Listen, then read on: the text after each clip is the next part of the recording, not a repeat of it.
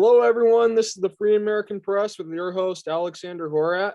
Today, we're going to be having a very special guest on, and his name is Joseph P. Farrell. He is a historian and a professor, and he's also written many books on many interesting subjects, including about the Nazis and Operation Paperclip. So, Joseph, I'd like to thank you for being on the show. Thanks for having me back, Alex. One little correction. I'm not a professor. I used to be, but I'm not right now. Oh, that's right. Um, so can you tell the audience a little bit about Operation Paperclip? Well, Paperclip was the U.S. Army's code name for the operation to bring, after World War II, to bring over a bunch of German scientists and place them in various covert projects inside the American military, inside of the space agency, and so on. It was a rather big operation, and it was very clandestine because President Truman had absolutely prohibited importing any Nazis, which you can't blame him, into this country. And so this project was run, really without President Truman knowing much about it. And then once they got a few of the Nazis over here and started them to work, then he was made aware of it. But by then, of course, it's too late. But it was rather extensive. We brought over, I would estimate, easily a couple of hundred, if not more than that, of these Nazi scientists from all over the Nazi secret research projects establishment. So very large project. Okay, so how were they able to do this behind Truman's back, behind the president's back? Well, the same way they do stuff behind the president's back today. Yeah. The federal government is so large, and even at that time it was big, but now, so it's a very easy thing to get it done behind the president's back. You just go ahead and do it. Yeah, that's definitely too bad. So I know a lot of these Nazis who came over to the United States actually became like the head of our space force, to go to the moon and everything else. So who allowed this to happen and why? Well, there's a little bit of blame, to go around on all sides. Basically, we were in the position at the end of World War II facing the Soviet Union with their atomic bomb projects and their own space program. We were more or less forced to do it. But it's very interesting if you look at these post-war German scientists, particularly inside of NASA and inside the US Army and US Navy's missile programs. If you look at them, it's very interesting because you see them reproducing the command structure that they had in Nazi Germany. In other words, scratch and peel long enough, and you've got the same chain of command. You've got the same Germans answering to the same Germans. The structure is almost identical. And at the pinnacle of at least the rocket part of this story, you have, of course, Dr. Werner von Braun and his team. The two people that are most notable in that team, I'll mention three, would be Dr. Arthur Rudolph, who was actually the man that was responsible, more or less, for designing the Saturn V moon rocket. Then you had Dr. Hubertus Strughold, who was the Nazi space medicine doctor, performing grisly experiments on human beings. And he was brought over here to head up the space medicine part of this. And then another fellow, a very important fellow in terms of my research, is a fellow that was a very close associate of von Braun by the name of Dr. Kurt Debus, and that last name is spelled Debus, Debus. Davis is, to my mind, the most interesting of all these Nazis because he ended up in charge of the Apollo missions. He was actually in charge of our moonshots. So in other words, we've got a Nazi running Project Apollo. But on top of that, Davis ends up, just before he retires, he ends up being appointed head of NASA's UFO desk. Hmm. So in other words, this guy gets around, and I could go on and on about Kurt Davis, but those are three people that indicate just how extensive this was. They brought all of their knowledge with them from Nazi Germany. In Strugholz's case, knowledge that was gained by experimentation on human subjects without their consent. Think of the COVID pandemic in that regard. But yeah, it was a very extensive program. And to a certain extent, when we look at it, we have to understand that these Germans are themselves pushing themselves into these positions of power and influence. So why weren't these scientists dealt with in the Nuremberg trials? In the Nuremberg, well, one of them was a fellow by the name of Walter Dornberger, General Walter Dornberger. And Dornberger was the one who had recruited von Braun and his team for the German army's rocket program prior to the war. So Dornberger is the one, basically ostensibly running at least the rocket program. Well, Dornberger was under indictment at the Nuremberg trials because he helped manage the slave labor camp at the Nordhausen facility where they were building the V2 rockets underground using slave labor. And of course, von Braun was involved with that. Everybody knew what was going on at Nordhausen. But when von Braun is brought over here, Dornberger is scheduled to be tried at Nuremberg, and von Braun insisted to the Americans that we bring Dornberger over here. And they did. So Dornberger never stood trial. In fact, he ended up being a vice president at Bell Aerospace. Wow. So, yeah, this happened quite a lot. And the other thing to remember is that the American post-war Allied commissioner in West Germany was a fellow by the name of John J. McCloy. Okay. Now, for people of my generation, we're very familiar with that name. McCloy was on the Warren Commission after the assassination of President Kennedy. Before the war, McCloy is the American counsel of record. He's the American lawyer of record for IG Farben, which of course is the big German conglomerate that basically is the Nazi war machine. McCloy shared a box. He shared Hitler's box at the 1936 Berlin Olympics. So in other words, here's Adolf Hitler and the American lawyer for IG Farben sitting next to him. So this guy ends up, in other words, this guy has connections with, the Nazi corporate world. And this is the guy that's the high commissioner, the American high commissioner for post-war West Germany.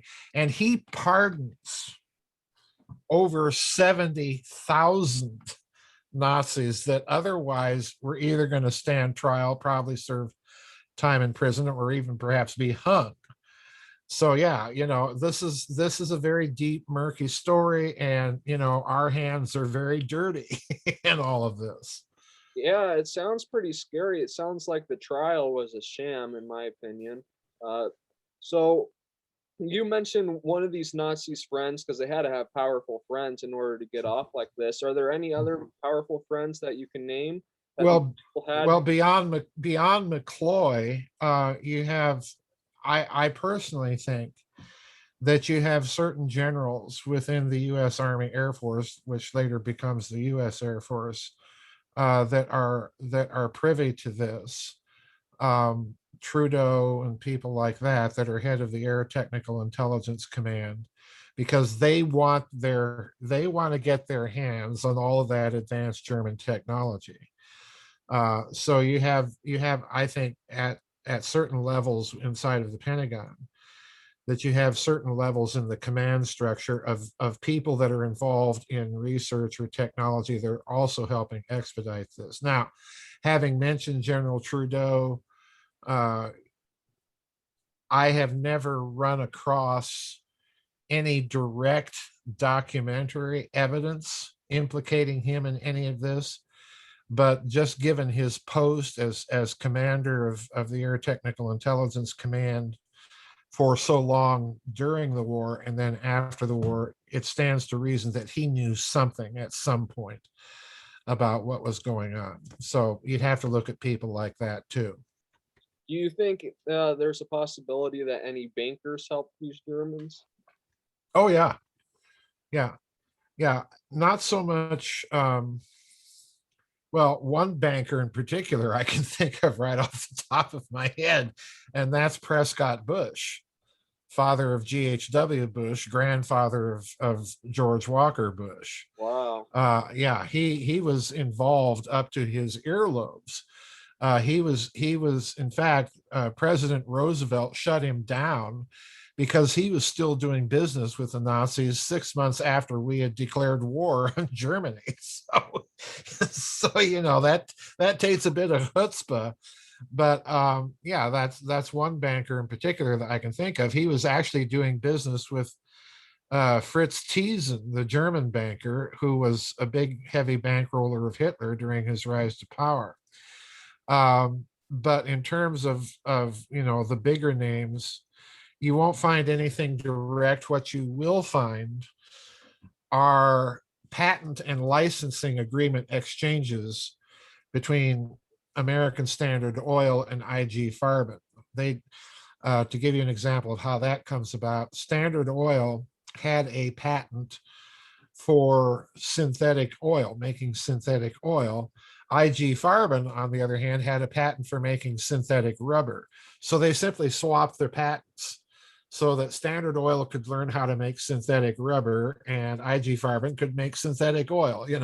Problem solved.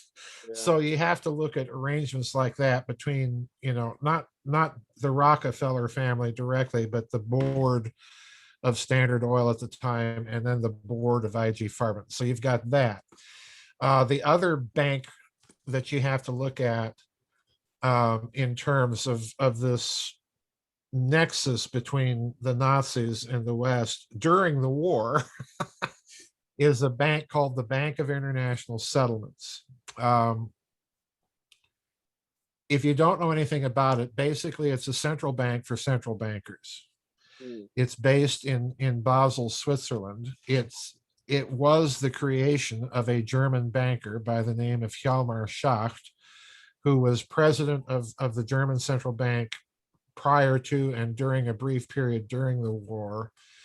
And he was basically Hitler's central banker for a period of time. Well, Hjalmar Schacht set up this bank, and it was given sovereign status. In other words, the Swiss government cannot send anybody into the property of the Bank of International Settlements. It's kind of a sovereign little Vatican bank. But the thing about the BIS, the Bank of International Settlements, is that during World War II, the head of the BIS is an American by the name of William McKittrick, and he's allowed to travel all over Axis-occupied Europe on his BIS credentials. And most of the board members of the BIS during World War II are, hey, guess what? They're Nazis. So you've got all of this money being laundered back and forth between Nazi Germany and Western bankers, courtesy of the BIS. It's just insane. But yeah, there's bankers certainly involved.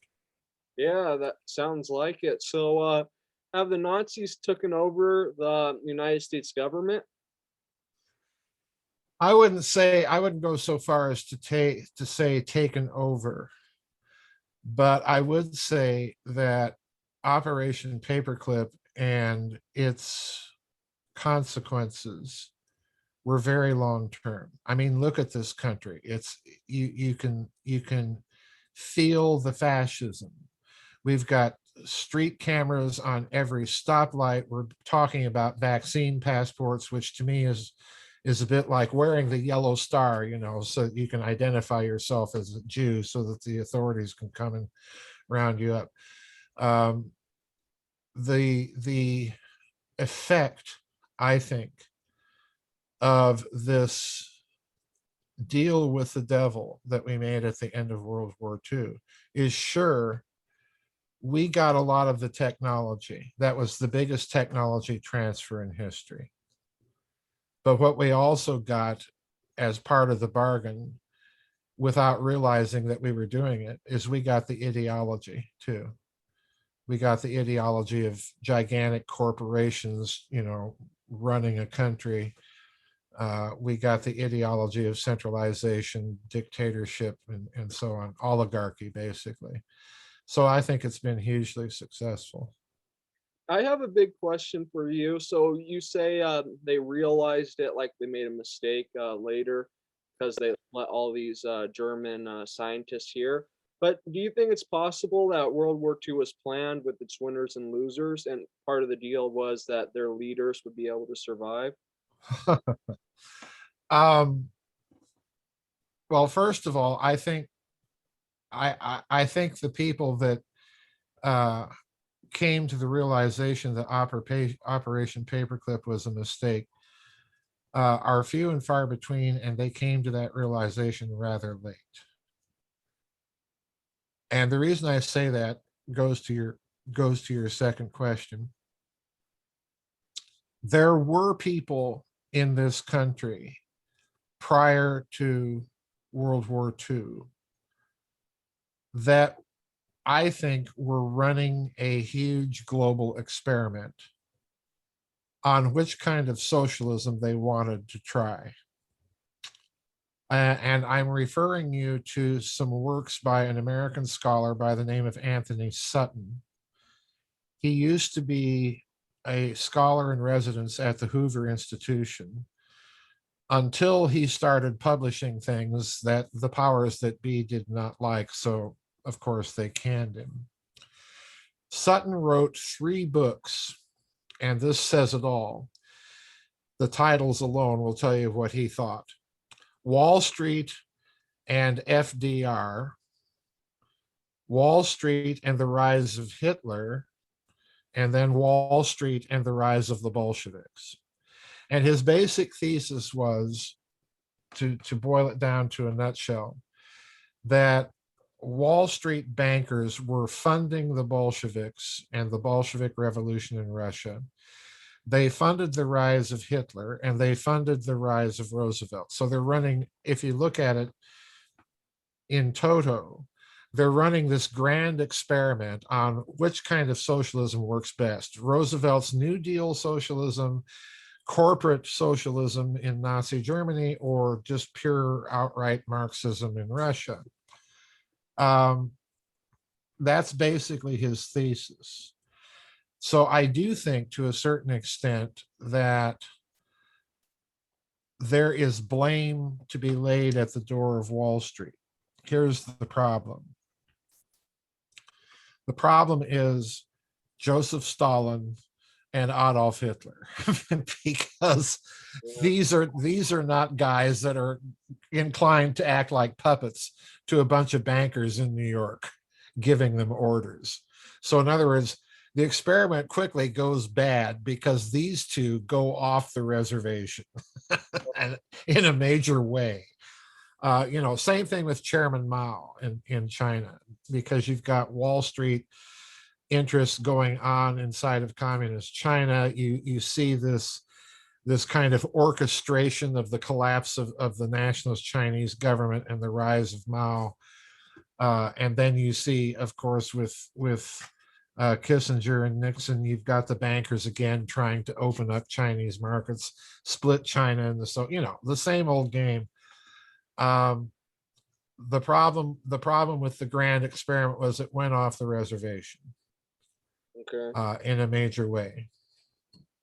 Yeah, it seems like with China anyway, we just went in there, built it up a little bit just to get the slave labor, unfortunately. That I think that's what happened to China to a large extent. Mhm. So, one thing that I've been reading in the history books is that after World War II, because of it, they got the American people and the people around the world to make this thing called the United Nations. So, it's always been in the back of my head that World War II might have been a banker plot to create the United Nations because they failed before. So, what is Mhm. your thought on that? Well, I think there's a lot of truth to that. Um, if you look at the connections of the people involved, it becomes very obvious. Let's just take Alger Hiss. Okay. Alger Hiss is, of course, convicted for perjury for lying to Congress during the House Un-American Activities Committee hearings about his communist associations, which I think he did have. Hiss is the one that is a close advisor to Roosevelt. He's with Roosevelt at Tehran in 1943 and again at Yalta. And he's the one that's kind of put as head of a committee to help draft the UN charter. Well, you look at Hiss's connections, he's also highly connected to Wall Street. So in other words, we're going to get there by hook or by crook. World War II may have been a little hiccup in, in our plans, but we're still going to go through with this. And I've always thought that the United Nations is, yes, it's a prelude, it's a prototyped global government, and if you want to know how well global government's going to work, just look at how well the UN works. Oh, I think it's gonna work terrible because Well, I do too. there's no representation in a world Right. government. People, it's a lot better, with localized control. If you have smaller nations, it's actually better because then you can Right. actually there's less people, Well, less. here you make a good point here, and let's look at it a little bit more. If you create something like the United Nations, then that means every little conflict between little nation A and little nation B is blown up into an international crisis because everybody has to get involved. Well, the last time I looked, that the high and the mighty, the Germanys, the Italys, the Japans, the Frances, the Russias, the United States, the last time I looked, when they get involved in things blow up into big wars. So, I don't look at the United Nations as uh, anything other than detrimental to world peace. The idea that you can have a representative government in New York City composed of a few hundred people representing billions of people and have that government be responsive to the needs of those people is absolutely ridiculous. Look how responsive our government is now. Exactly. And that's actually a big argument too for me, is because I say, bigger countries like the United States, that's why there's so much corruption. But Mhm. like I think littler countries probably run themselves better, like the Cayman Islands. It's Mhm. kind of their own country, I guess, but it's owned by the Queen. But they run their country. Billionaires live there for such a small little place because they have local control. They can actually vote to make themselves tax free, but in America, since it's so big, it's impossible for one little county to do that. So I wanted Yeah. to ask you a little bit, Joseph, about Paperclip's connection to the Great Conspiracy. Well, what do you mean by great conspiracy? The conspiracy to make the world a one world government. Well, I think it's definitely connected, but here's my problem with the great conspiracy theory. And it's not that I disbelieve that there are people trying to impose a global government, what effectively would be a global tyranny. It's not that I disbelieve that. What I have trouble with is the idea that there are a bunch of super smart, super intelligent, rich people that are going to get there through their super smart plotting. Um, if you want to see how smart these people are, just think of Bill Gates, okay? Which he doesn't strike me as a terribly smart man. He's certainly made his agendas clear. He wants to get rid of a lot of useless eaters. But here's the problem. The closer Mr. Globaloney gets to his goal, the more the fighting amongst themselves increases. That's true. Because each one of these factions, not to mention each one of these individuals, wants to be the one ruling the roost at the end of the day. So in other words, the closer they get to their goal, the farther it recedes from them. You're essentially trying to create a government out of a mafia. And, you know, the mafia can meet around nice tables and sip their brandy and smoke their cigars, but they still shoot at each other on the street. And that's exactly what I think is going on. So, do you think Bill Gates actually has control power? Because I don't know. I kind of thought, and I want to see if you agree with me. I kind of think Bill Gates is a front man. Because, for instance, like, yeah, what is your thought on that? Well, I think a lot of these people are frontmen.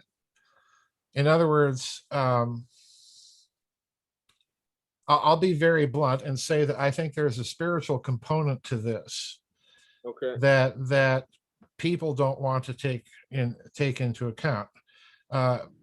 We're dealing with the devil, quite literally, who wants to rule everything, you know, that thinks he's God. And what we're looking at in terms of these human players, the Bill Gateses, the Pope Francises, the George Soroses, you know, all of these people, we're looking at the middle echelon managers. And each one of them thinks that they've got the plan and they're the ones that are going to end up in control. Well, I've got news for you.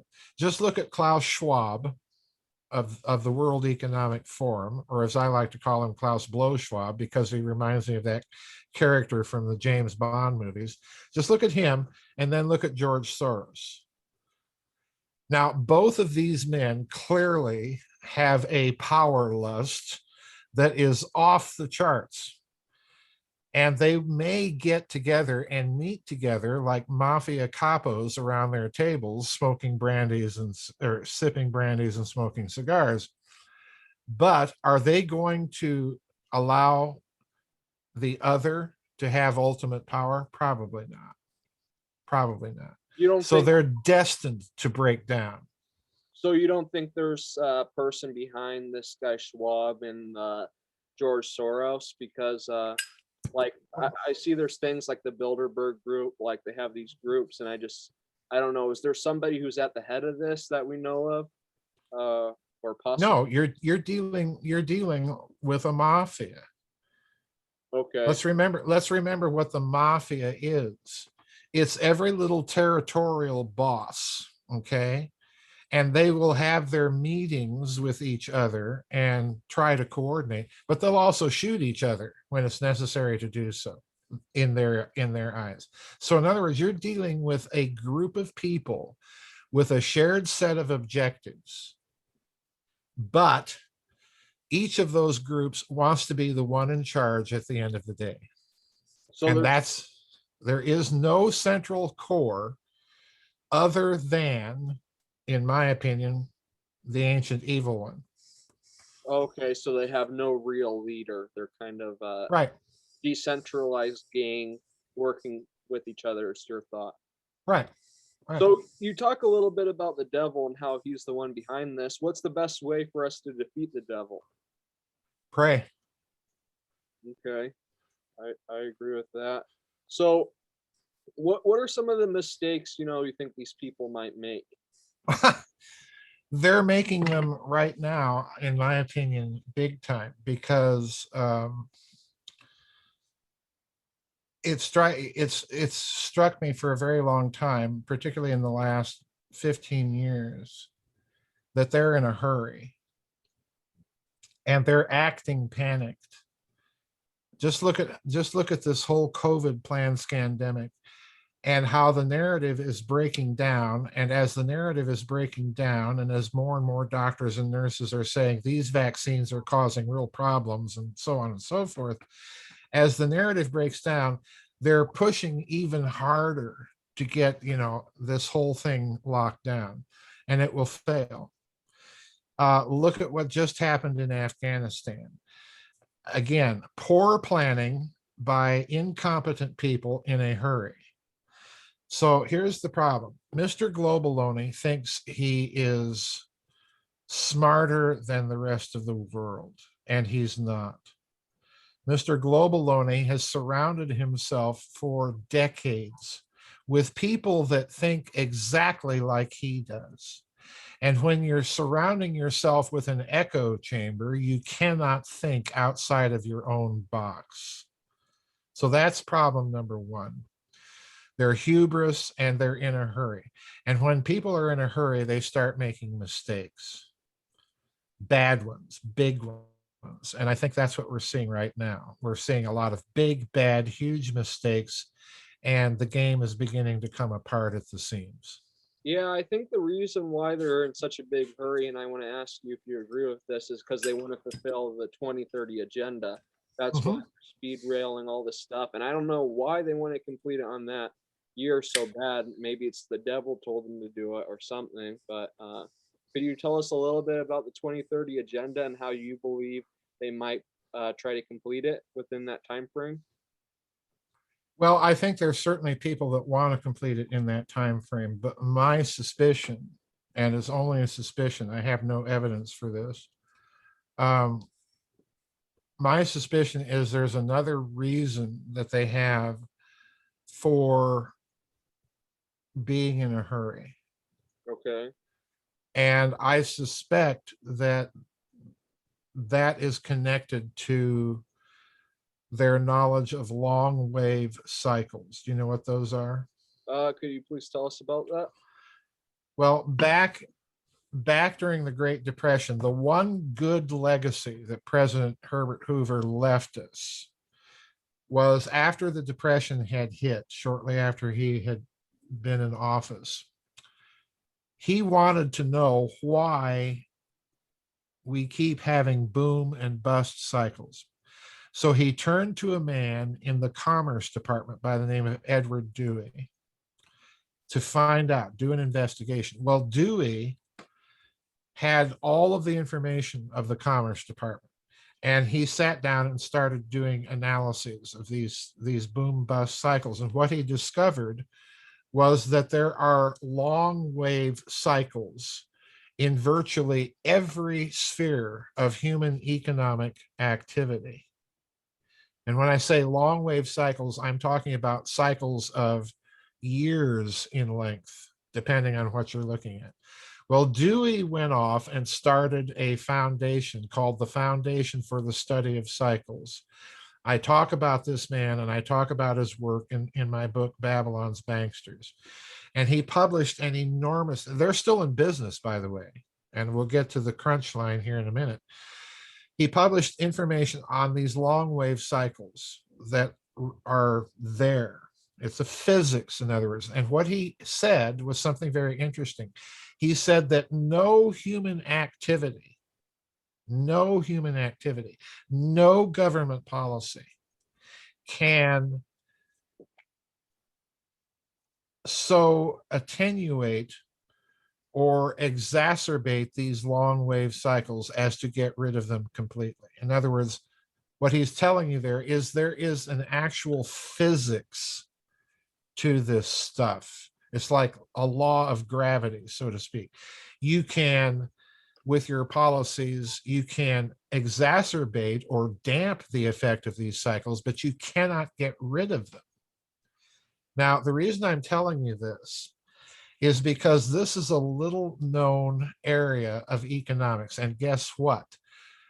Guess who maintains people that are members of their board as members of the Foundation for the Study of Cycles? Well, the last time I looked, Mitsubishi Bank in Japan has a member of its board on the Foundation for the Study of Cycles. So in other words, They know this stuff and they plan accordingly. So my suspicion is, forget about UN agendas. They've looked at some of these cycles and maybe have concluded that, well, things are coming to some sort of head circa 2030 or Oh, circa. that makes sense. So that's why they made it that particular year. Yeah, Okay. yeah, yeah. I think, UN, again, the UN is there for the public theater.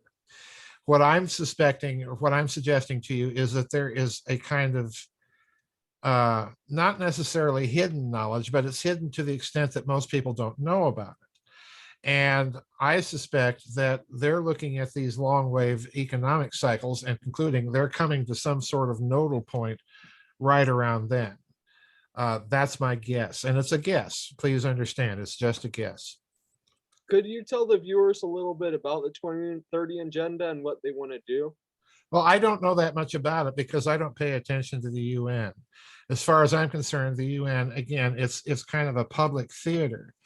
Um, what I'm more interested in is if there is an agenda to get everybody into a sustainable world and a sustainable model of economic growth and so on. When I hear the word sustainable, what I'm hearing is nothing but Marxism. We want to reduce everybody to abject poverty, except themselves, of course.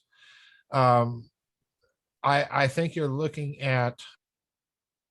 uh, you're looking at another possibility here besides my long wave cycle idea, and that is they may know something else that they're not telling. Yeah, that Maybe they've spotted the ET mothership in orbit around Jupiter or what have you, and it's going to be here by 2030. Who knows? I don't know. But I get the feeling that there's some other factor they're not talking about. And they got to get everything in place and locked down and get themselves squared away before then. Otherwise, their goose is cooked. What it may be, I have no idea. I mean, I'm friends with Catherine Austin Fitz, and she has the same impression, and we're both clueless. And there's a lot of people that look at this 2030 thing and look at the fact that they're in such a hurry. We don't know why they're in a hurry. We're giving you our best guesses, but we don't know why they're in a hurry. uh, I kind of suspect there's going to be some sort of fake alien invasion by That that. could be too. Who knows? I mean, I put nothing past these people. you know? Yeah. So I was wondering, we see there's like evil coalition for evil, like these bankers, these other people, these geopolitical leaders. Mhm. And I know we're right now trying to make a coalition for good, me and you and everybody you know and stuff. But is there any, high profile government people or other people that you know of that are on kind of the coalition to stop this? Well, um, I certainly don't know any people highly placed in the government. In fact, I try to avoid people like that. I have an innate Midwesterner's distrust of things governmental. Um, Let me put it this way: when you're dealing with a government of this size, um,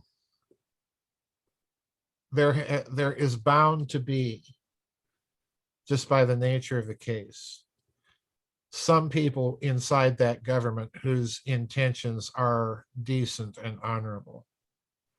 What they're doing with those intentions is another matter. I don't know. I would like to think that there is some sort of countervailing conspiracy of good. And I suspect that there is, for one very simple reason. And that is, if there wasn't, things would be a lot worse than they are. You know, so, Yeah, but what the nature of it is, I don't know. My friend Catherine Fitz says, if you're not in a conspiracy, then you need to go start one. You know? yeah. So, I just find it interesting, how corrupt even local government is. Like, my local government builds all these big buildings, just the county itself, that and they're worthless. We don't use them, but I guess they make Mhm. money from the construction or whatever. And I can just imagine how much worse, a federal government is with millions of square miles of land. It's pretty crazy. So I would like to ask you, since you're pretty knowledgeable, how do you think we can change government and make it smaller and make it more representative for the people? Well, I used to think that the government of this country was salvageable. I don't anymore. Um, I think that in terms of this government, you're dealing with an addict. And, if you're familiar with addicts or with alcoholics, they will tell you that the only way you get someone like that to change is they have to hit absolute bottom before they can change. Um, that's the situation I think the government is in, because that's the situation I think the culture is in. So in other words, we're back to a spiritual phenomenon that can only be addressed in a spiritual way. Politics is not going to do it. Voting for Donald Trump or Joe Biden or whoever is not going to do it. That's the first thing. My advice to people has always been, in this situation, own the culture. In other words, provide for yourself those things that you want to preserve in this culture and that give value to survival. In other words, we can't be just about surviving. We've got to be about preserving those things that give value to surviving, because that's how bad I think the situation is. And that, I know that's not something that most people want to hear. But if you look at the news very carefully, what you see are states preparing for a crack up. The Texas Bullion Depository, the Utah Bullion Depository, Tennessee investigating them, Texas deciding to close the borders on its own and just ignore the federal government. Well, when you get to that point, that's an indicator. Number one, the federal government is weak. And number two, the federal government is weak because it's lost the faith and trust of the people. I agree. And if you look at what's happening now in the news, tell me anyone who trusts the current government. And let's go back to Philadelphia, 1787. Let's remember there were 3 anti-federalists at Philadelphia that did not sign the Constitution.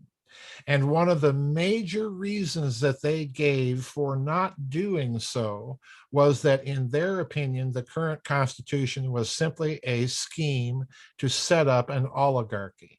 And had it not been for those anti-federalists insisting on a Bill of Rights spelled out, we would not have the Bill of Rights in the Constitution. So in other words, they were a bill of afterthoughts. So in other words, I think we have a lot of deep thinking to do in this country about our history, about our institutions. I tell people, okay, fine, read the Federalist Papers, but for goodness sake, sit down and read the Anti-Federalist Papers, because there was a big debate back then over that sheet of paper. So we've got to do a lot of thinking. And to me, that's part of if there's going to be any survival of a recognizable constitutional republic, we have to do it. Yeah, I definitely agree. And I have a friend, he thinks the federal government is unsalvageable. He lives in Missouri, and he's actually trying to change the state government. Mhm. So I think it's pretty cool that you live in South Dakota, the only state that never had a lockdown. So, so I was just trying to think, is how would you change your state government? How would you give the people more power? Because it seems like even in the state government's pretty centralized of power, with the governor at the top having so much power over the state, Mhm. and the legislator being pretty small. In like California, for instance, one state house member represents over 1 million people. Right. So just if you could change things tomorrow and say South Dakota, how would you restructure the government to better serve its people? All right. This is going to sound rather weird. But the first thing I would do is either force a redefinition of corporate personhood. In other words, in American law, a corporation is recognized as a person. Okay. Okay. It's called a persona ficta in law. But here's the problem. When corporations break the law, you can't give them capital punishment. Right. We can, but not the corporation. Okay.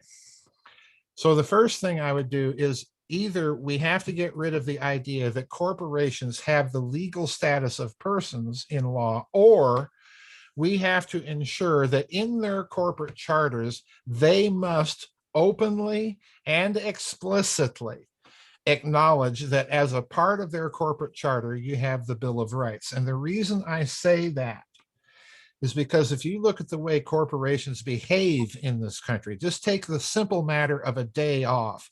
Well, on more than one occasion, when I was working in the casino, I had to come in on my day off for required meetings. And I finally just said, no, this is my day off. You do not own every last second of my life.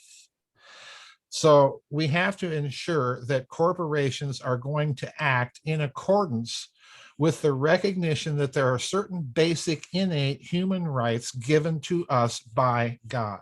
And if they're not willing to recognize those things, then they don't get the corporate charter and all the wonderful legal loopholes that they get from those charters.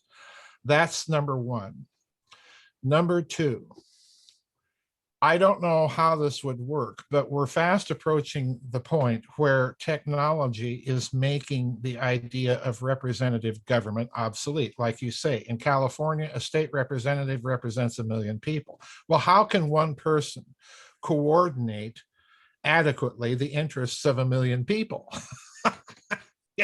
That's kind of hard. So, we're getting to the point where we may have to have some sort of direct democracy. I don't know. My problem with that idea is the technology makes it possible, but the problem with the technology is it doesn't have any integrity. Anybody can hack it. True, true. So, this is the other problem. So, in other words, we're back to square one. We've got a lot of thinking to do in the next 100 or so years. And this is a turning point of human history, and it's not going to be settled in my lifetime, probably not yours. But we've got to lay down a decent philosophical foundation in order to do it. That to me is fairly obvious. Yeah, I think just it's just nothing anybody seems to be talking about is how we would actually change the structure of government. Because unfortunately, the way the United States is now, with so many millions of people, it's impossible for it not to be corrupt. Even on the county level, it's Right. hard for it not to be corrupt, even though they're a lot less corrupt and sometimes not corrupt. So I don't know what would have to be done. Maybe a representative for every 1,000 people or something, or representation through land. I don't know, because the way they have it now, where only a few hundred people control millions and millions and millions of people, I Right. think that fits the very definition of an oligarchy. Well, of course it does. Yeah. Yeah. It's exactly what the anti-federalists back in the Philadelphia Convention were saying. That this is, you're creating an oligarchy here. And one of the examples that the anti-federalists give is, okay, you've got this House of Representatives that's supposed to represent the people. Who's paying their salary? Follow the money. And they pointed out, well, how can they represent the people of the several states when they're being paid out of the federal treasury? So in other words, solution number one, make sure your representative is being paid by California and not by Swampington, DC. Yeah, I agree. Yeah, I think that was one of the major reasons for the American Revolution in the first place was that England wanted to start paying the judges itself Mhm, through the king when mhm. they were paid by the people who lived there for, I think, a few hundred Right, years. right, right. And you want to talk corruption? Look at the federal justice system. You know, it's always the case that the closer the government is to home, so to speak, the more efficient and less corrupt it is. So is it any wonder that Swampington, DC is way out of touch with the vast majority of American people? No, of course not.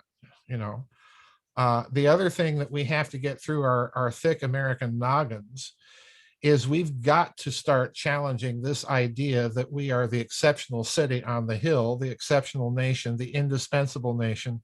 Baloney. What that translates to for most Americans is we're the one nation that is not going to be subject to the cycles of history that every other nation on the planet has gone through. Baloney. Well, I think we could, but we're facing the same problem as the Roman Empire. You know, Rome Well, was that's my point. That's precisely my point. We're facing the same problems and we're handling them in the same way. So in other words, exactly. the cycles of history, we are not immune to, we are not going to escape. We do not have some special grace of God to escape these things simply because we're America. If the Hebrews had the Ark of the Covenant and could still be hauled into exile, even though they thought they couldn't, we're not going to escape it either. And this is what people have to understand. We are no longer capable of sustaining this global empire without a major reform of our ways. Well, That's key. I think there needs to be a major reform of the structure of government because just going back to Rome really quick is, Rome was doing really good, in the very beginning because their structure of government was made for a small city like Rome. But then when they took over all this, all of Europe, they kept the same structure of government for that was only supposed to be used for one little city. So I think that's the major problem facing America is that Well, that's not the only problem Rome faced. There is another much more important problem that led to Rome's downfall, and the problem was named the Emperor Diocletian. Okay. Do you remember what he did? you split it in two. That's not the only thing he did. Uh, What's the other thing he did? didn't he kill a lot of Christians? Well, yeah, he killed a lot of people, but again, that's not the problem. He let the barbarians in. No, I forget then. he locked everybody down. Oh, he did. Yes, Wow. gotta stay put in your little house or on your little farm. In other words, he did what we're doing now. And Feudal. as a result of it, what did he do? He created feudalism and brought the economy of the Western Roman Empire to a complete standstill because nobody could walk around and trade. And that, on top of that, what else does he do? Well, he debases the currency. Does this sound familiar? Yes, it does. Yeah, exactly. So, exceptional city on the hill is repeating Diocletian's mistakes. Yeah, I agree. He was probably the worst emperor the Romans had, I think. Well, And he was certainly right up there with Caligula and people like that. yeah, I have to agree. And that's basically what they're trying to do now. I was reading about feudal England. Basically, the people couldn't leave the farms, like you were saying. And it's kind of like South Africa. The blacks couldn't leave one area without showing paper. So Yep. I don't know. Do you think they're planning on making like little uh, checkpoints all across the United States? Because they did that in Venezuela, where my mom's from. They put all these little checkpoints everywhere, like everywhere Mhm, you go, military mhm, checkpoints. mhm. Sure they are. You've already got them. You've got cameras on every stoplight in the country. Wow. So how do you think we can counter this? again, I think you're dealing with an addict, and the addict is going to have to hit absolute bottom. Yeah, that seems like there's gonna be a lot of chaos, and we might be open for a foreign invasion, possibly. I don't know about that. If I were foreigners looking at this country right now, as they are, I would say, why bother with an invasion? We don't want to have to sort out that mess. You Yeah, know, you're right. Yeah, I agree with that. remember during the Civil War, Russia, France, and Britain were all backing their respective sides, but none of them ever got involved directly. That's their problem. We don't want it. Yeah, that sounds about right. Could you tell us a little bit about the ancient link or connection between financial policy and the energy supply? Well, in my view, you've got two basic types of economy, and therefore you have two basic philosophies of money. You've got what I call an open system physics economy, and therefore you have and it's vitally important for people to understand there is a direct link between the kind of physics that you espouse and the kind of money that you spend. There's always a direct link. If you have a physics that is based on relatively endlessly renewable types of energy, in other words, an open systems physics, you're going to have an open systems economy. And that economy is going to be in the form of money, which represents real production. Okay? If you have a closed system of physics with non-renewable sources of energy, you have a closed system finance. And usually in those systems, the type of money that you're spending isn't money at all. It's monetized debt. Mm. And that usually means in those systems that monetized debt has been created by a middleman who's been given a monopoly to do so, called a central banker. Okay. So if you look at the long history of economies going all the way back to ancient Sumeria, you're going to discover that we've been under the second model for at least 2 millennia. Wow. But no longer than that, because that was not the model that ancient Sumeria operated with. It operated basically with both models. Mm. Okay. But we have been under one model for so long that we cannot even think in any other way. In other words, we've become our own yes men. We're locked in our own box. Okay. Now, President Kennedy, interestingly enough, tried to break out of that box about 6 months before he was assassinated. And most people know the story who've really studied the Kennedy assassination. But if you stop and think about it, do we really need these central banksters? Of course not. No, we don't need them at all. The only thing that they've done is make our lives miserable. Now, does that mean I trust the current federal government in Swampington, D.C. to control the money supply? Not a chance. They can't even make an evacuation from a tin horn third world backwater country without screwing it up. So no, I don't want to turn the control of the country's money supply over to that crowd. Nor to the crowd sitting on the opposite side of the party political fence either. They're just as nuts. So, we're in a real pickle. But I do think that this is part of the period of history that we're in. Because just at the moment that Mr. Globaloney has his power is so extensive and unquestioned, he's making these egregiously stupid mistakes and revealing that, hey, they can't run the world any better than anybody else in history has run the world.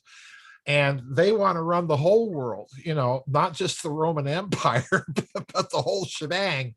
Yeah. No way. No way.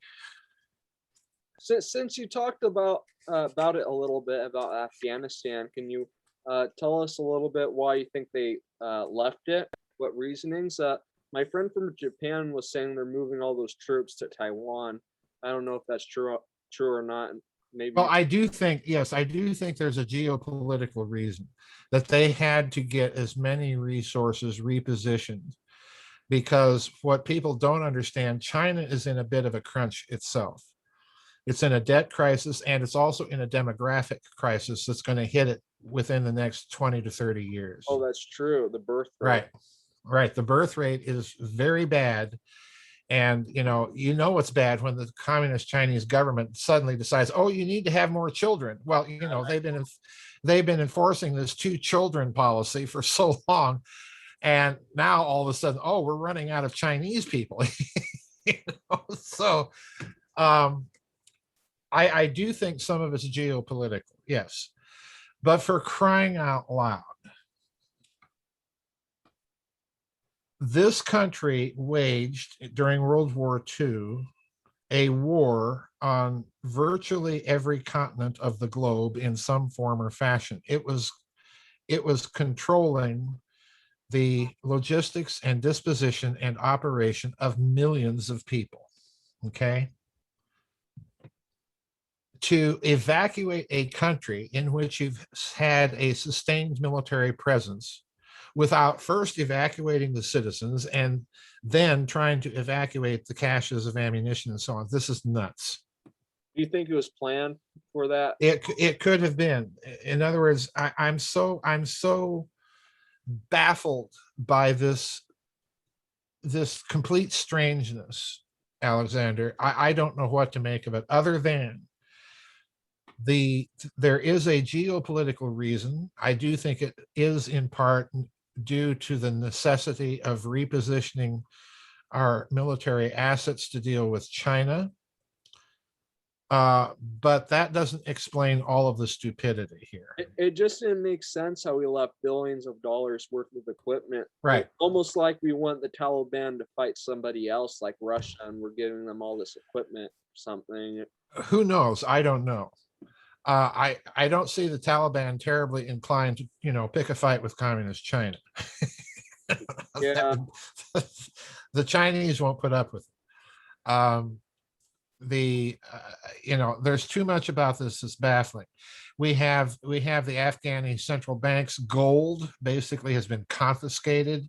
There's so many layers to this. I don't know where to begin.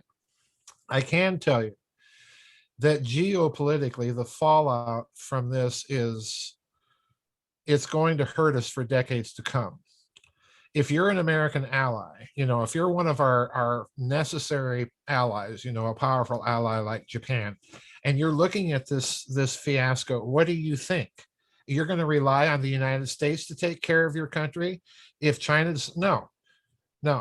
And for that matter, it's interesting that the Japanese defense minister, very quietly in the last couple of days, has decided to move Japanese surface to air missile batteries to Taiwan.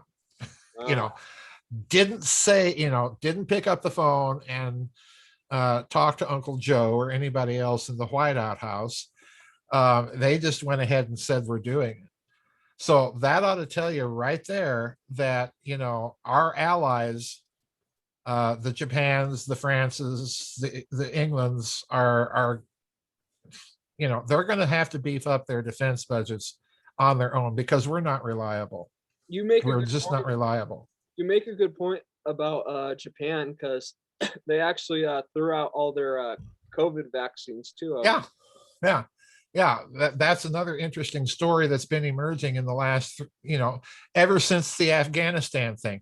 So, Japan all of a sudden decides we're not following that narrative anymore either. Well, the last time Japan decided not to follow American narratives, they sank our fleet. So who knows what's going on? But, Japan is to me the bellwether because it's the most important and most powerful of all of our allies, followed closely by our good old friends, the Germans. you know, so I'm just baffled at how anybody can see this Afghanistan thing as anything else but a geopolitical diplomatic disaster for It's just so funny how the tables have turned though. yeah. Japan and Germany, they were worst enemies, and now they're our Yeah. best friends. But it used to be the Russians and the Yeah. Chinese were our best friends. So it's kind of funny how Mm-hmm. that happens, and it seems a little odd as well.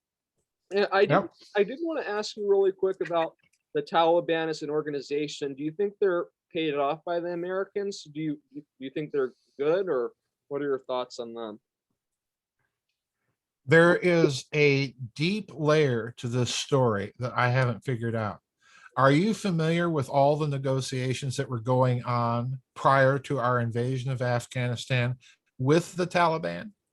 I believe so. Somewhat, Okay. but you probably know a lot more. So if you want to Well, talk, those negotiations were over pipelines. okay. And when the Taliban began to demur, they were brought over to this country, in fact, and wined and dined. There's an Enron connection, incidentally. Wow. Yeah. So I'm looking at this and I'm thinking, no, there's something else going on here. For that group of people to be back when we were trying to negotiate secretly with them to begin with, and then for whatever reason, the negotiations broke down, and the next thing we know, we're invading Afghanistan. I also suspect, let's be honest here, that the other layer here is drugs, Right. opium, and that at an even deeper layer, there's all of that mineral resource wealth in the country. So there are so many ways to look at this and try to figure out what the heck is going on. I don't know. Um, So did the Taliban kick out the IMF and the central bank? no, I don't think they kicked out the central bank. I can guarantee you the next step for the Taliban is going to be that they are going to demand their central bank gold be returned. Yeah. And I would be very surprised if the West will go along with that. Yeah. So is the Taliban basically just a freedom organization to stop, or what is it exactly? If you Well, it is an Islamic fundamentalist, in terms of its ideology, which I have no use for. yeah. It is that. It's not just your gentleman's club, trying to restore freedom. No, it's not that. It is a fully Islamicized organization. Um, the problem right now, if you accept that there are deeper layers to this story that we as yet do not know, the question really is who is backing them, what's their source of funding, and so on and so forth. And everybody talks Russia, Russia, Russia. They were fighting the Russians, though. They were fighting the Russians 40 years ago, right? So my suspicion is it may be China. There was bad blood between the Taliban and Iran a few years ago. Iran nearly went to war with the Taliban, but we beat them to the punch. I mean, it was that close. So where all of this is going, I don't know. And if China thinks they're going to hold all these disparate interests together, I've got bad news for them. I think it could be China because right when the Taliban won, they were wanting to open up diplomatic relations, right? Sure, So I sure. saw that, like, oh, that kind of rings bells, doesn't it? Well, it rings bells, but China's got its own indigenous Muslim population, which it's persecuting, Yeah, severely. I agree. And that's, I think, one factor in China's calculation. The other factor is, we've got to get relations with the Taliban because they're sitting on top of all that mineral wealth and we want to control that. So who knows where this is going to end? It's not over. It's not over. So a big question I have for you is, for 20 years, the United States was fighting these basically very militia type people. And why could we never beat them? We have the biggest military in the world. Were we just not trying to actually beat them? Here's another question for you. What war has the United States won since World War II? Oh, we Did, won the war. We won the war with Grenada. yeah, we won that one. Yeah, a little island. Did Uh, we win Korea? we stopped them from taking over We South. stopped them. Did we win it? Not really. We kind Not really. of half won that one. How about Vietnam? That was a total loss. That was a total loss. Okay. Iraq.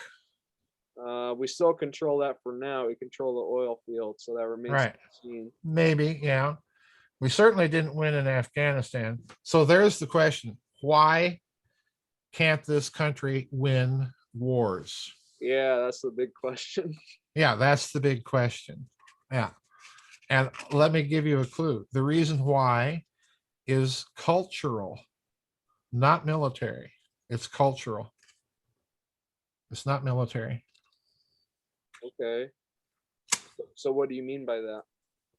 I'm putting it out there for you to think about. Okay, so you think the culture just doesn't like the American culture just doesn't like to continue fighting after a while? Nope, I don't think that's it either. It's something to think deeply about. The culture. Okay, well, I'll think more on that. Maybe they just have a more fighting culture. I don't know. Or maybe since it's not at our own shores, we feel we don't need to actually win the wars. I don't know.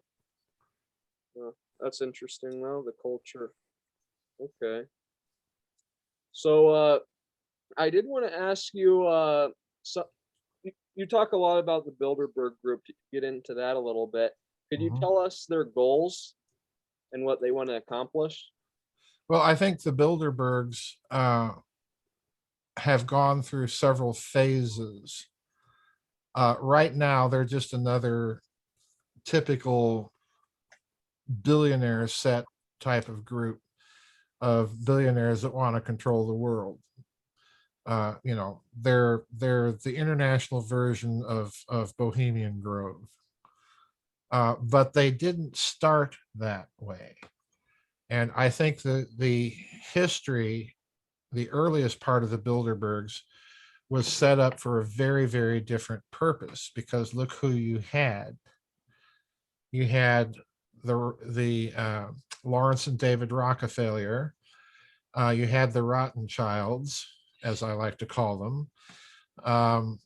But on the European side of the early establishment of the Bilderbergers, what did you have? Well, you had Prince Bernhard of the Netherlands. And what was Prince Bernhard? Well, he was a minor German nobleman who married into the Dutch royal family. He was a manager and vice president at IG Farben. Okay. And I'm going around Harvey's barn here for a purpose. And one of the earliest attendees at those early Bilderberg meetings, and a constant fixture at them, was a fellow by the name of Dr. Hermann Joseph Ops, ABS. Have you heard the name? Nope. All right.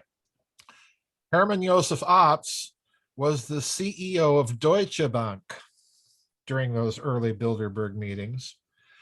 During the war, he worked at a handling bank in Berlin, which was the bank of accounts for the Reich government.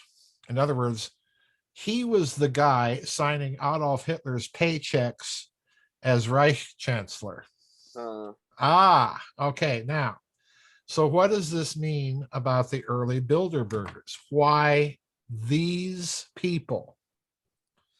My suspicion is that we're dealing with a component of what I've come to call the hidden system of finance, where you're taking all of that plundered Nazi loot, okay, that they've managed not to return to anybody that owned it. And they've moved it into the Western banks, the Rothschilds, the Rockefellers.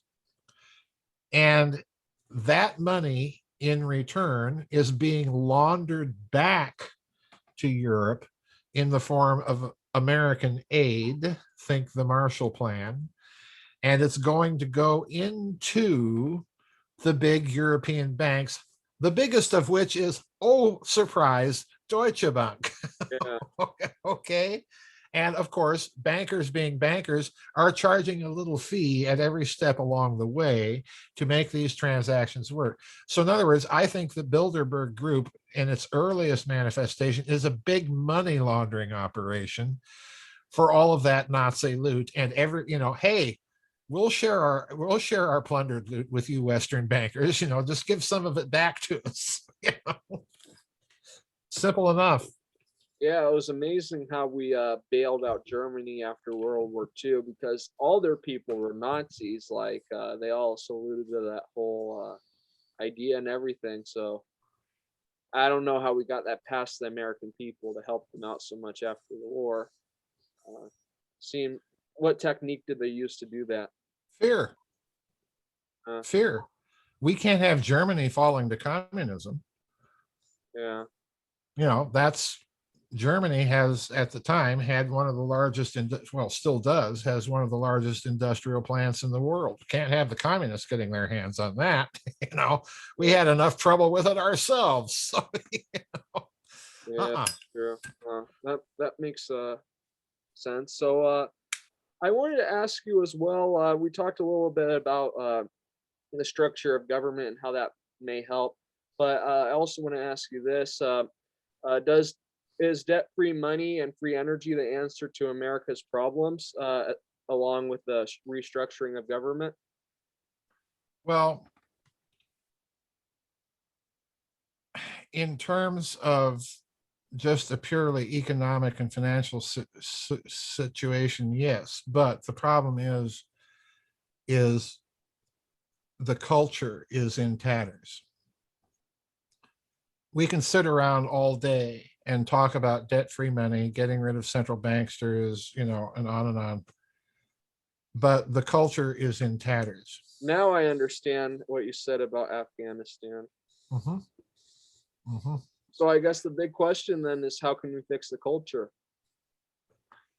Well, let's put it this way. If you're a Pashtun tribesman, forget about being a member of the Taliban or not. If you're just a simple Afghani farmer, and all of a sudden your country is invaded by the great Satan, and you're being told by said country that there are 26 genders, rainbow flags are flying at your embassy, it's okay for your daughter to be a lesbian or whatever flavor of whatever gender she wants to be today, what's your reaction to that?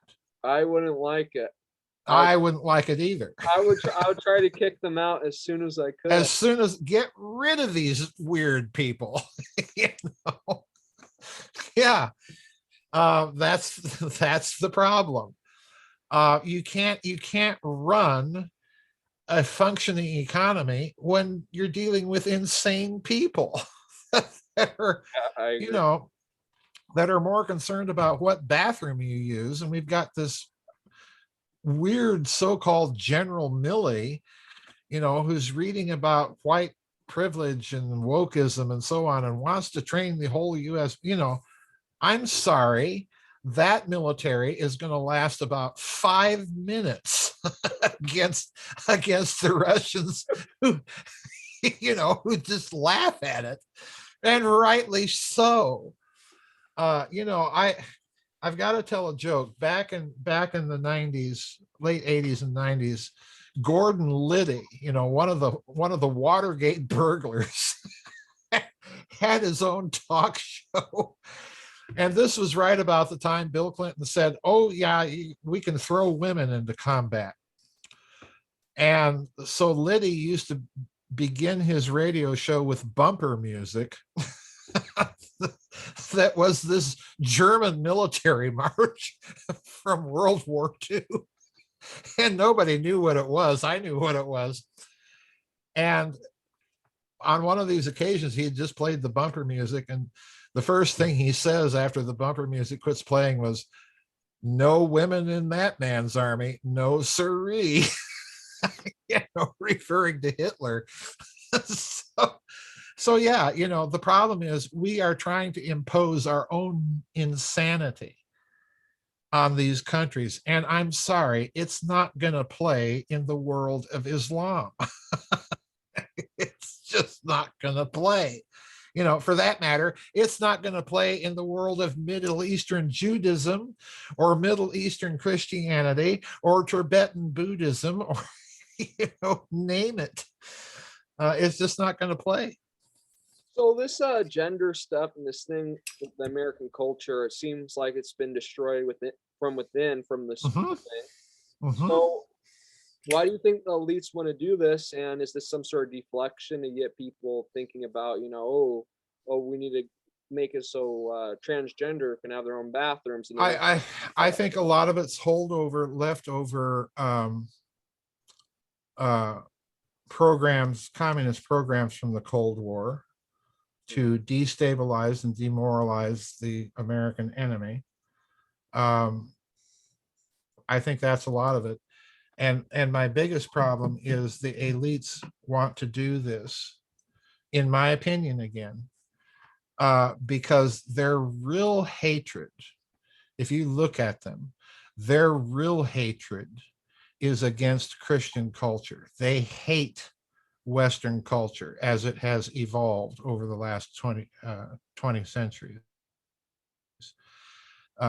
They want to get rid of it because it's the one thing that challenges their own assumptions to power. You can't be the final authority if there's a group of people appealing to a transcendental authority, namely God. This is the same problem they have with the world of Islam and why they're trying to promote all of this nonsense in the world of Islam. It ain't going to play. Yeah, I think that brings us back a little bit to I forget who wrote. Oh, Albert Pike, and he wrote a letter to the Yes. Mazzini. Could you tell Yes. the viewers a little bit about that letter and what it? Well, allegedly, Albert Pike, who was, the guy that basically established the American Scottish Rite, allegedly he wrote the Italian revolutionary Giuseppe Mazzini a letter which said there would be 3 world wars.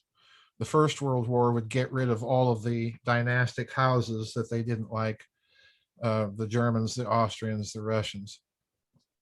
The Second World War, I forget what the target there was. The Third World War, according to this alleged letter, was the war that was going to get rid of the 3 monotheisms so that they could bring in a Luciferian New World Order. And allegedly, again, this letter was supposed to have been in the British Museum. The problem here with the story is no one has ever seen that letter. Now, I don't doubt for a moment that such a conspiracy may have existed. It certainly looks, if you look at certain aspects of history, particularly World War I, that it's possible that there was something going on behind the scenes. In fact, there are some good books coming out recently about how World War I was kind of engineered. But the problem with the letter is there's no evidence for it. No one has ever seen it. No one's ever produced it. If it was in the British Museum, the British aren't sharing it.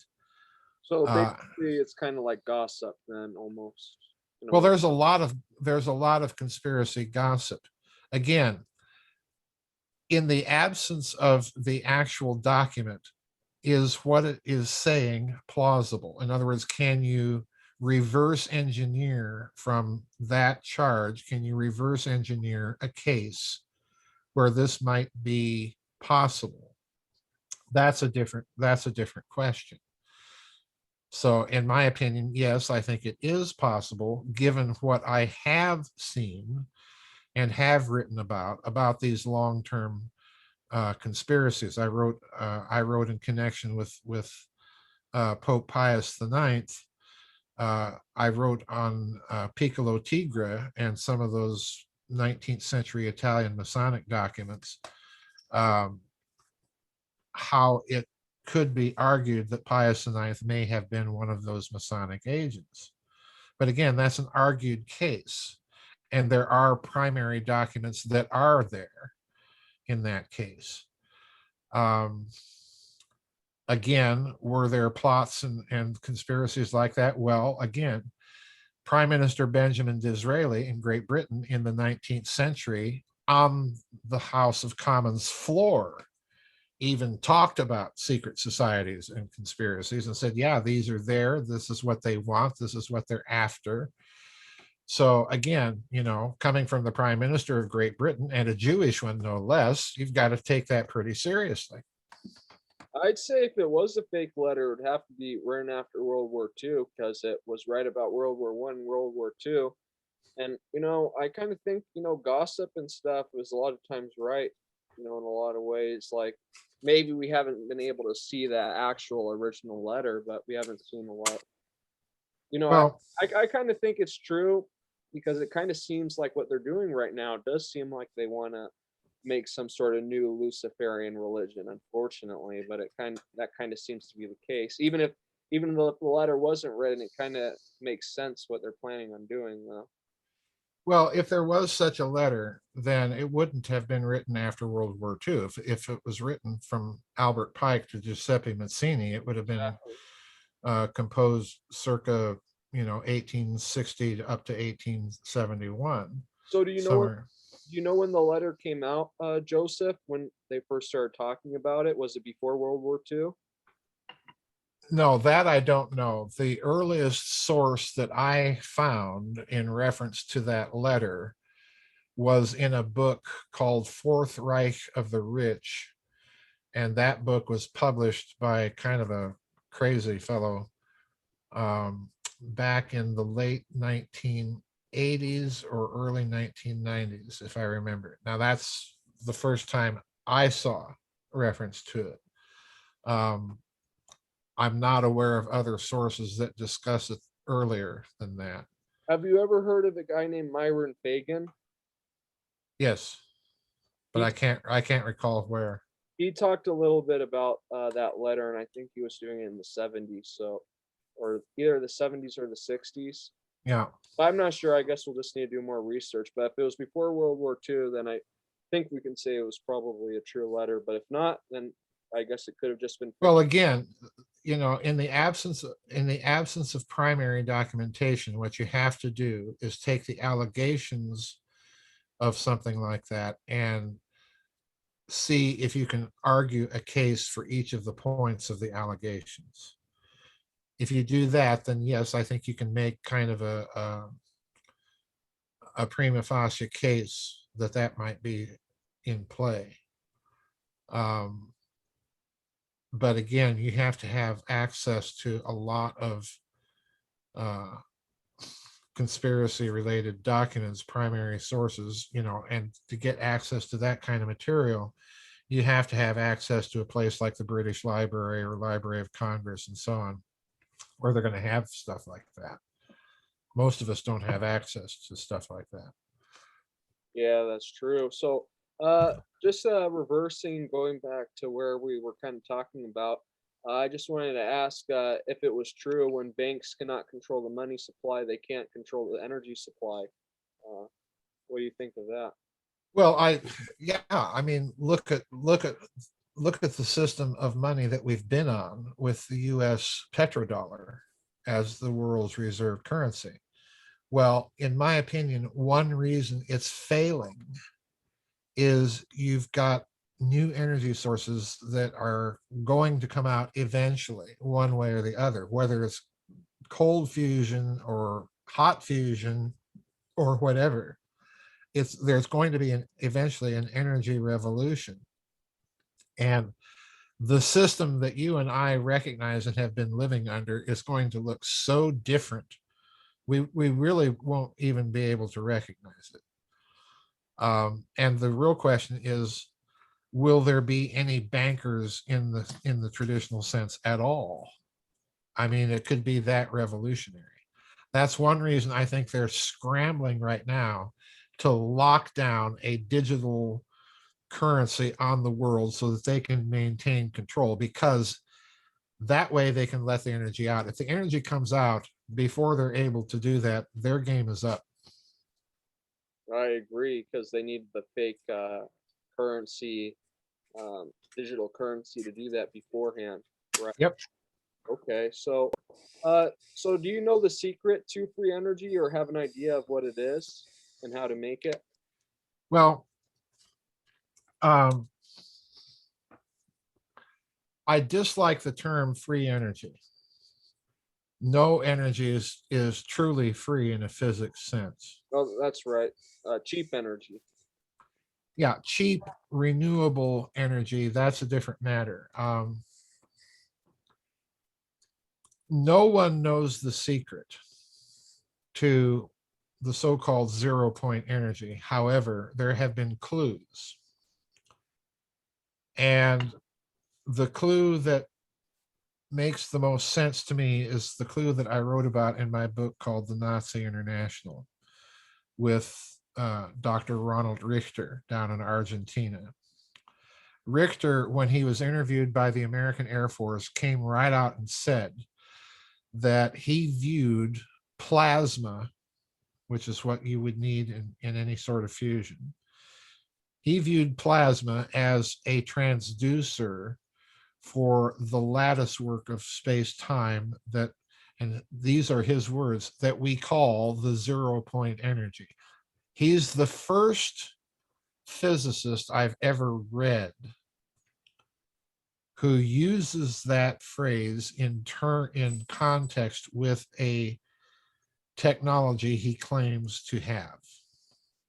So in other words, what he's telling you, and if he's correct, then this has huge repercussions, because it means that any fusion reactor, be it a hot fusion tokamak reactor or a cold fusion lattice work reactor, that any fusion reactor is playing around and transducing energy from the 0 point energy, and therefore is able to return a coefficient of performance on that reactor greater than unity. Note, I did not say free energy. I said coefficient of performance, which is a very tricky little phrase that is over unity. I'm not saying that there's an over unity physics. I'm saying that within that system, it's over unity. Open systems again.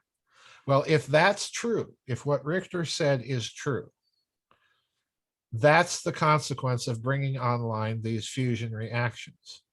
And if that's true, that means you're bringing online virtually a limitless supply of energy.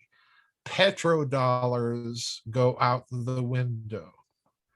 You have an energy supply that basically changes your economic system instantly. That's right. Instantly. And instantly means Mr. Globaloney has a big problem, because he's got to manage that transition without economic chaos and disruption. That's a huge problem. That's one reason I think they're a little panicked, because they know it's an inevitability. They've been talking in their secret Bilderberg and Davos and Bohemian Grove meetings for decades about fusion. They know they have a huge economic problem staring them in the face. And how do they manage it? Well, good luck to them. They've tried to manage it by basically being the sponsors of those fusion projects. But the problem is, again, You've got the little Ronald Richters down there in Argentina that are going to do their own game that have no connection to Mr. Global. So, Yeah, it seems to me like if we're gonna make free energy or very cheap energy, it would have to be something to do with magnets, because magnets seem to have a force of their own. They go next to each other, and if you could somehow control the magnetic force, seems to me like you could possibly make free energy. well, What is your thought on magnets and energy and stuff like well, magnets are essential to tokamak hot fusion reactors. that? Okay. They're absolutely essential. Richter in his project was actually rotating his plasma and using what's called the Lamore precession frequency. In other words, he was establishing a kind of precessional wobble in his rotating plasma. And again, he was pulsing it with a lot of high voltage direct current electricity. So in other words, magnets were essential to his project as well. So yeah, they're going to have something to do with this. Exactly what, it depends on the final form that all of this is going to take. But it's going to happen. And when it does, Mr. Globaloney either is going to have everybody. Let's remember something about digital currencies, the cryptocurrencies. It takes what to mine them? It takes a lot of electrical energy to mine them. Okay. So my guess is this is the reason why you see Mr. Globaloney talking about digital currency, because in order to maintain their control over the energy, they have to have a currency that's going to require a lot of energy, which they control to mine. In other words, they're trying to play the central bank game again. They're trying to keep up with the technology. I don't think they're going to be successful. Why? Because a digital currency in the hands of central bankers is nothing but a corporate coupon that they can alter the value of on a whim. And if you can alter the value of that digital currency on a whim, it's not a currency. It's a coupon. Like a token, like a government store. Like a government store token. Now, I don't know about you, but if I have to go to the grocery store and plop down a silver dollar or a silver whatever, or plop down a Bitcoin, I'm going to plop down a bit of silver because I know that's going to have value and it's not going to be subject to the whim of a banker pushing a button. They're cutting their own throat. It just seems like such a dumb idea, because of course it is. digits on the screen, like you don't need energy to mine digits on a screen. It's just such a, doesn't make any sense, and I think it was designed not to make any sense. Like Bitcoin, oh, it's valuable. Well, it does take a lot of energy to mine it in the numbers that make it profitable. This is the problem. It takes an enormous amount of energy. But that's just how they made it, though. They could have made it so, one extra. Well, that may be. I don't know. I don't know enough about it.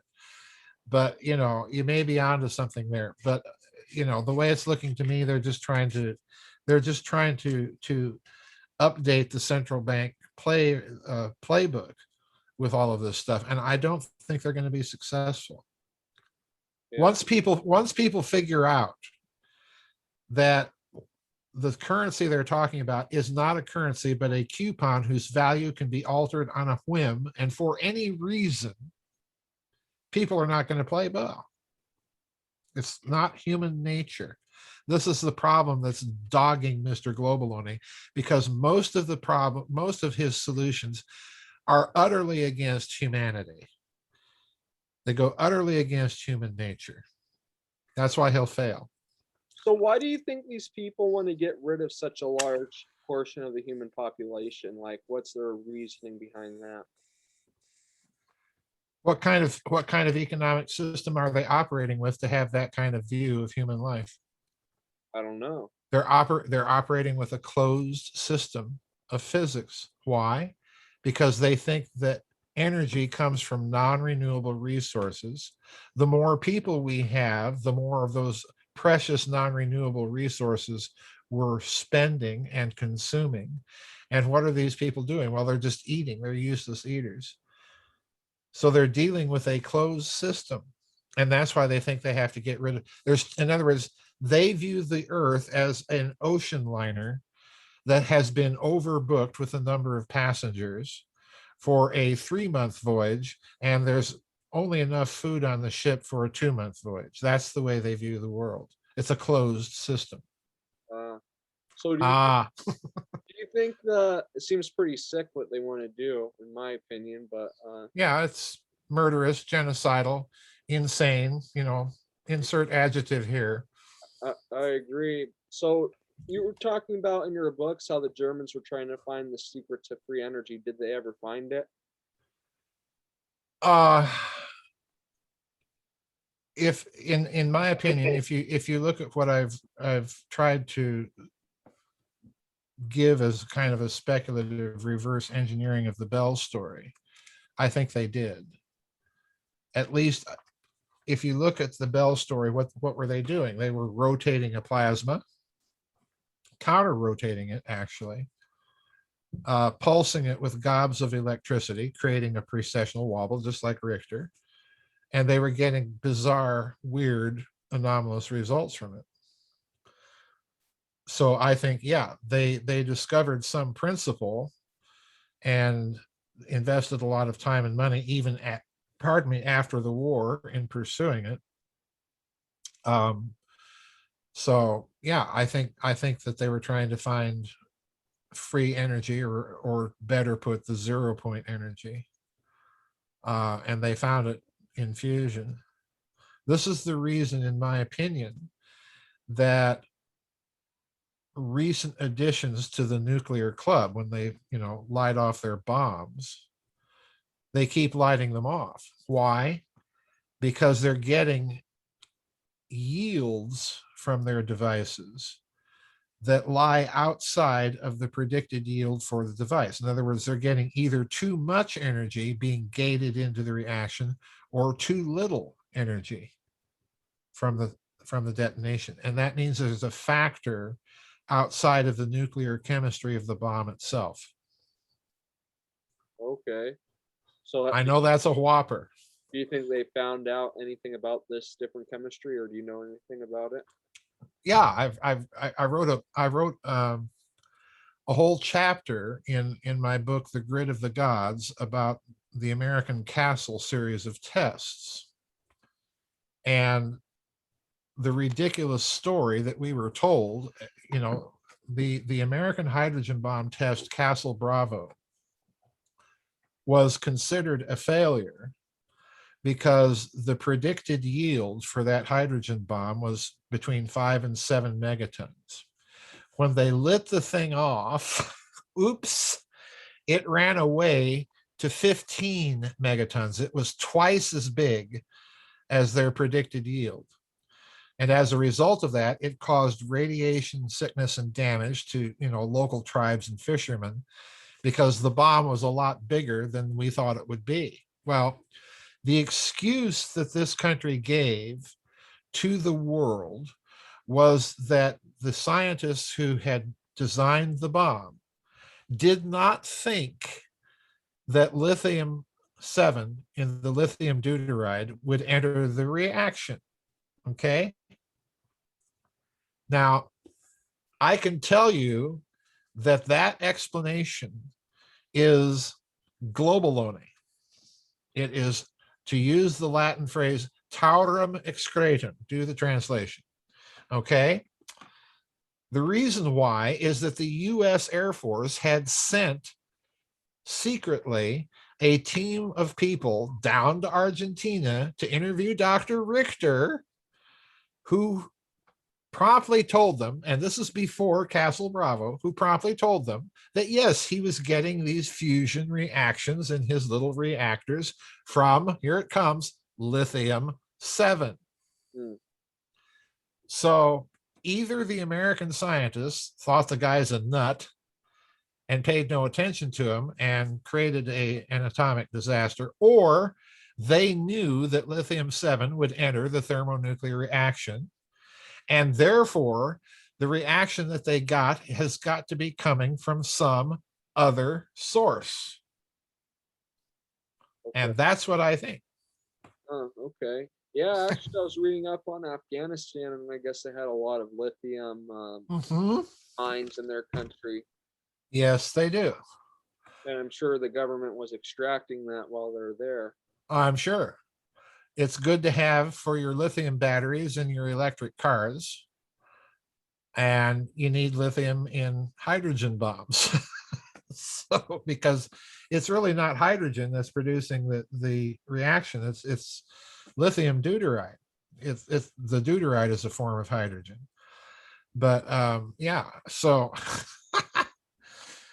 it's, you got to look behind all of these stories. You got to look. Yeah, I agree. And there was another test the United States government did. I remember watching a documentary on it. They were able to teleport some sort of warship or do something like that. Uh, The Philadelphia experiment. yes. Could you tell us a little bit about that? Well, I wrote a book about it, as a matter of fact. Briefly, what the story is that the United States Navy during World War II was using magnetic degaussing cables on a naval warship, a destroyer escort, to see if they could make the ship invisible to German radar. And the reason they wanted to do that was, of course, they were planning the D-Day landings, and they didn't want German radar detecting Allied ships and, shelling them out of the ocean. That's the story. And they rigged up this ship with 3 degaussing cables on each axis of the ship, XYZ axis of the ship, and turned it on. And supposedly the ship optically became invisible, not just to radar, but optically. And in one version of the story, the ship, and this is the version of the story that appears in Berlitz's book about the Philadelphia experiment. In that version of the story, the ship actually teleported from the Philadelphia Naval Yard to Norfolk, Virginia, where it appeared out of a mist and was observed by the captain of the British aircraft carrier, the Ark Royal. I believe it was the Ark Royal in the Norfolk Navy Yard. That's the version of the story that everybody is familiar with. I have my suspicions that that was a bit of flim-flammery, because if I recall correctly, the Ark Royal was sunk by a German U-boat before the Philadelphia experiment took place. But that's just a little detail. Yeah. Okay. So you don't think the Philadelphia experiment ever took place then? I do think it took place. I just, there's certain aspects of the story I don't buy. Well, In other words, I do think, yes, the American Navy would have every interest in trying to make its ships invisible to radar. We're fighting the Germans, we're fighting the Japanese. We don't want our ships to be, caught on radar. And if you can interfere with the gunnery of an enemy ship using radar direction, to lay the guns, so much the better. So would the Navy do that? Sure, it would. Would it get bizarre results? Possibly. Because again, you've got degaussing cables rotating on 3 axes of a naval warship. And I guarantee you that magnetic interferometry could do some very weird stuff. So yeah, I do think it happened. If you want to know more about what I think about the Philadelphia experiment, that's in my book, Secrets of the Unified Field. can you tell us how we can get your books, how the viewers can buy your books? The easiest way is to go on my website and just click the little tab that says books, and you'll see the covers of all the books on that tab. And if you click on the tab, it will take you to Amazon to order them. Failing that, you can write down the books. Most of those books are published by Adventures Unlimited Press. Some of them are published by Farrell House. So I've got two different publishers, but they can just look my books up on my website, and they can even order right off my website. Could you tell the viewers a little bit about your website? Uh, yeah, you're showing it on my screen right now. If you look up at the top there and click books, that should take you to the book page where, yeah, there you are. That's the books. Okay. Some of those books, like the ones right there at the top, those books are self-published by Lulu, the McCarthy books, the Tower of Babel, the Microcosm and Medium. If you scroll down, yeah, the next right there, Secrets of the Unified Field, and that's where I talk about the Philadelphia experiment and the Nazi bell and so on. Oh, that's really So, cool. It seems like you pardon me? seems it's pretty cool that you were able to write all these books. You really have a lot of research and to do so many of them. Yeah, they were each of them a lot of work. That book called The Grid of the Gods that you scrolled by, that's the one where I talk about the hydrogen bombs and all of that. Yeah, that one there. Yep. Okay. So are you working on some new books? I'm researching a couple of things. It may be a while before I put them out. I've kind of put my book writing on hold given the dicey political atmosphere in the country. Oh, I can understand that. How long does it usually take you to write like a book like The Tower of Babel? That particular book took me about 2 weeks. It was kind of a fun book that I just decided I finally had to do. So it took me about 2 weeks. I'd done a lot of the research beforehand on it. Oh, that's pretty cool. Well, Joseph, I would like to thank you for being on the show again. I really enjoyed the talk we had and you answering all the questions I had. And Well, thank you for having me back on, Alexander. I appreciate it. yeah, and I really hope I can have you on again soon, whenever you'd like to come back on. And I would like to thank all the viewers who are watching this video. Please check out Joseph's books and get a few of them that you like and join his society. And I'd like to thank you all for watching. God bless. All right. Thank you, Alexander.